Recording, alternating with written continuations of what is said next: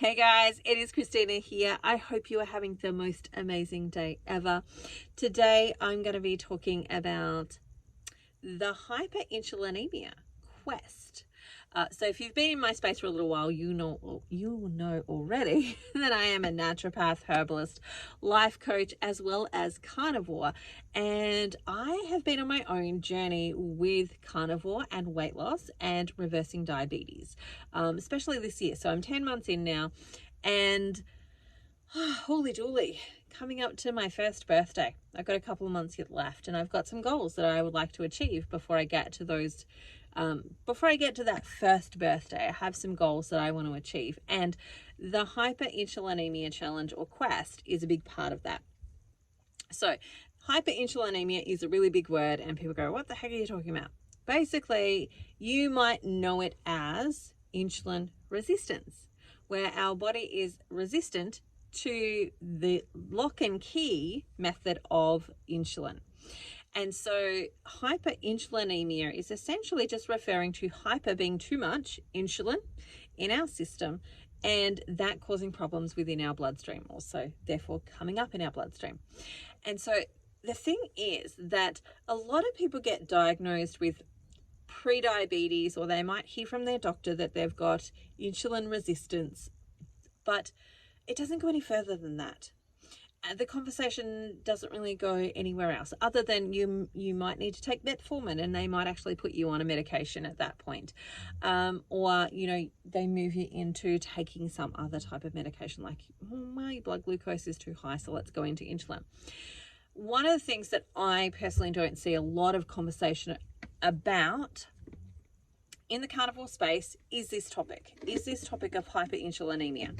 Now, there are a couple of people that are talking about it for sure, but not a lot. And so it's keto, carnivore, low carb, high fat. I think this is where it super applies to, but it definitely applies to anyone who's trying to lose weight, for example.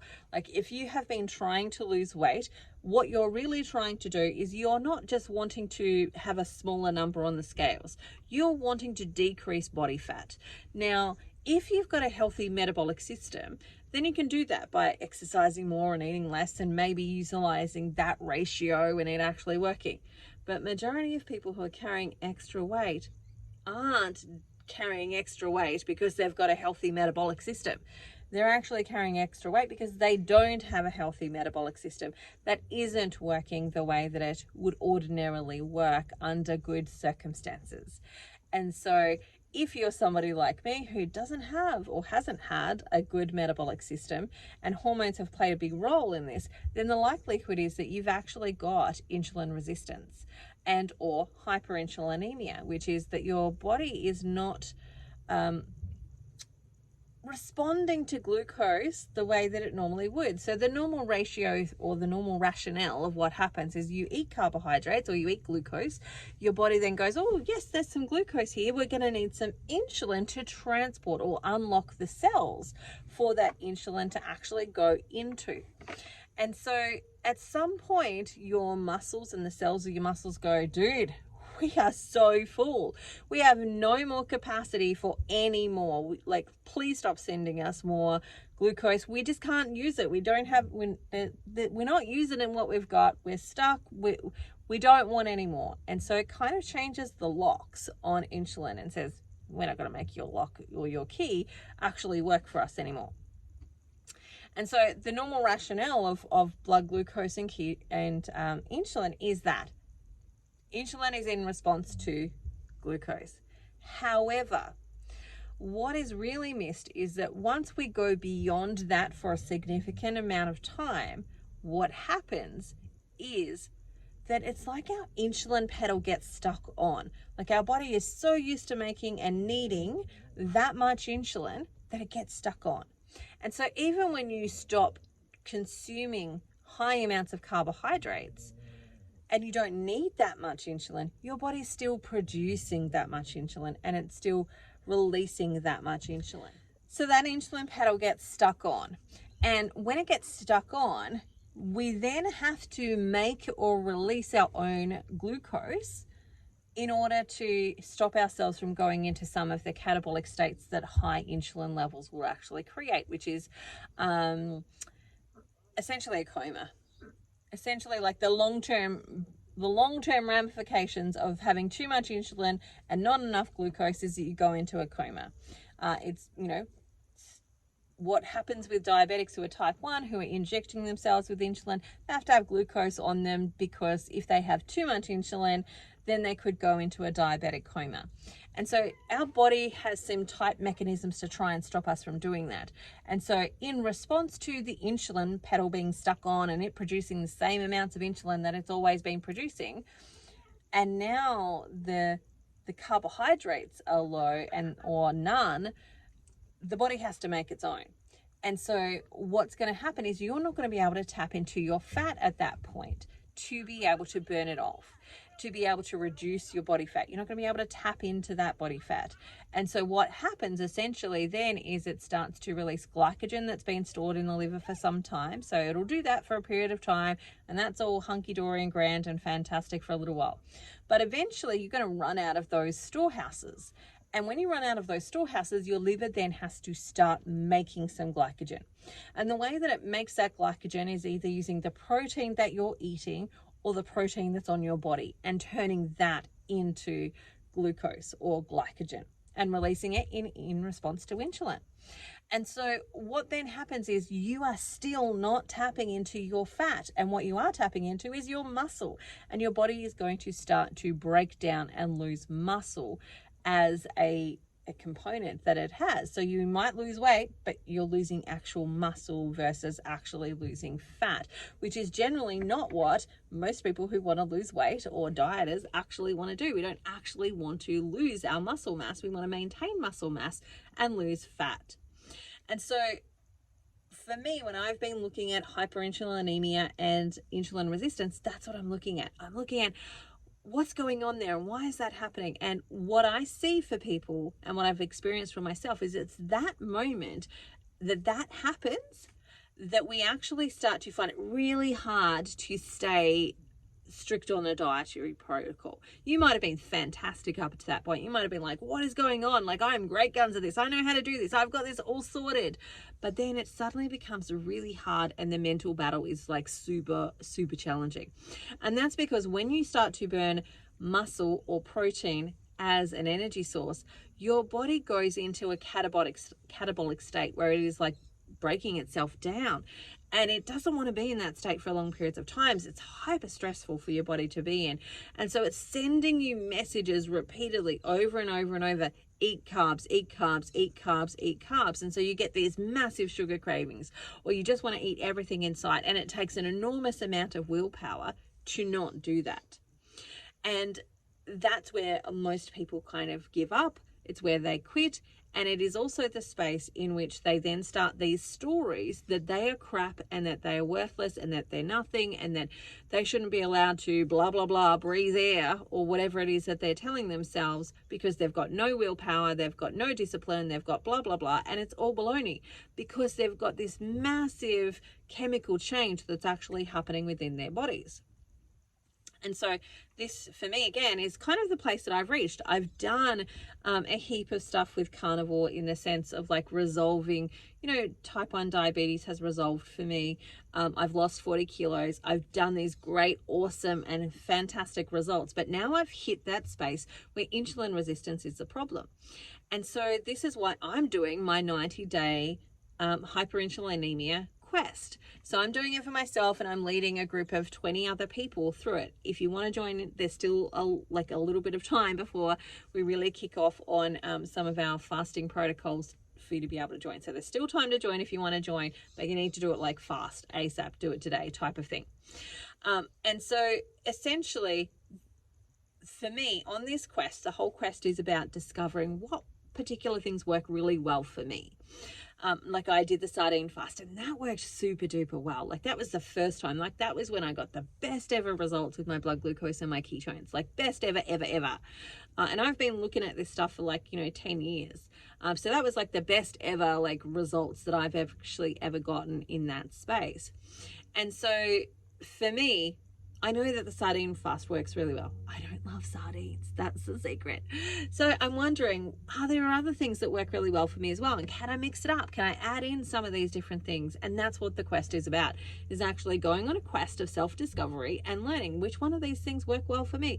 Where can I actually tap in, and what will work well for me, along with doing the interpersonal work. So, I just put my first quest prompt, journal prompt, into the actual Facebook group. So that what we're doing each week as well is actually tapping into the mindset behind weight loss, and the mindset behind why we've created some of these biological functions as well, because it's just as much a part of the mindset as it is a part of the biology. And the two have to work really well together. So I've put that prompt in there to start teasing that out. So I'm going to be sharing some of my journey with you here. I won't share it all because some of it will be quite personal, and I'll share that. That's where, the quest participants, those that are actually in the quest, that they will get all the behind the scenes stuff on that. But I'll certainly be sharing my big wins and so on. So today is day 1 of 90 days.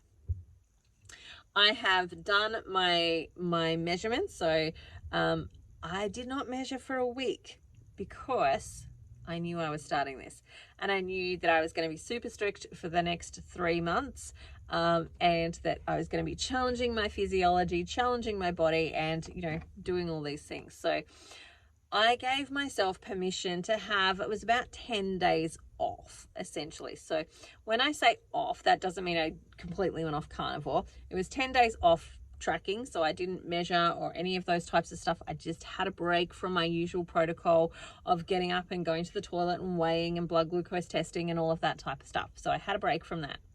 I hadn't done body measurements as well, and so on. So I have done my body measurements. I could not do my blood glucose this morning and my ketones, which I'm bummed about because my monitor for some reason wasn't working. So it came up with an error message to say that my strips were bad or something along those lines. They're brand new, they're not out of date. I tried several of them, it still came up with this error message. So I'm kind of wondering whether it's my machine, and it may have gotten wet because we did get flooded at our last camp. So it could be my machine. So I have just gotten myself, because I've got 2 blood glucose monitors, so I've just gotten myself some of the light ones so I can at least test my blood glucose, but I need the ketone strips and I need a ketone monitor. So that's my job for this week, is to hunt down a blood glucose or blood ketone monitor. And then I really just want the same one that I've currently got. So I'm looking for the same one that I've currently got, which is the Optium Freestyle. If I can't get that, I will buy another one, but I don't want to. I just want the one that I've currently got so that I can use the strips that I've currently got and not waste that money. I will send it to one of my participants who's got the same monitor as me, so they won't go to waste completely, but it'll annoy me that I have to start again. Anyway, so did that. So I haven't got blood glucose for today, but tomorrow I will have fasting blood glucose. I just won't have ketones. But the goal is that you don't really need ketones for the first week. They're not that important for the first week. It's when we start to do our fasts. That's when the ketones become important. So I have to have it before I start those fasts. So I've done all of that. Now I will say that it was my daughter's birthday yesterday. I had birthday cake. I've had some chocolate this week, and I've had some biscuits this week as well. Sporadically, not like binge eating, but just like, here and there, which meant that it showed up on my scales when I measured again. So I'm a couple of kilos up from my lowest weight, which is disappointing, but I'm not allowing it to mean anything about who I am and what I deserve or any of those types of things. I'm not creating meaning out of it. I am just like, no, it is just what it is. And I'm not deterred because I know this is what I'm doing. Like, my goal with the next 90 days is essentially to try and get off, another 20 kilos. Like, that would be super duper fantastic. But even if I don't get that far, what would be even better would be just to get my blood get myself out of insulin resistance and actually work out what's going to work for me on a much longer term basis to stay out of that insulin resistance and continue to get that longer term weight loss that I actually am gunning for and wanting for. So that's the goal, but I would love to get another 20 kilos off. I have about another 40 to go. So wouldn't that be amazing if I got another 40 off? But I'm not, that is not very likely. Like, I think I'm pushing the bar to try and get another 20 off, but I want to get under a certain number. Once I'm under that certain number, I'm like, tell all, I'm going to release all my numbers and my stats and all the things. But I want to get there first because I feel like it provides some evidence.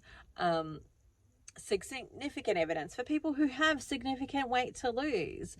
And I think for me, that's what I needed when I first started. I was looking for people who had lost, like, what is it? 80 kilos. So it's something like, 170 pounds or something like that. It's probably a bit more, maybe even 180 pounds. I was looking for people who had done that and could demonstrate that. And I don't know that I found many that got that much. I certainly saw some that had, like 150 pounds.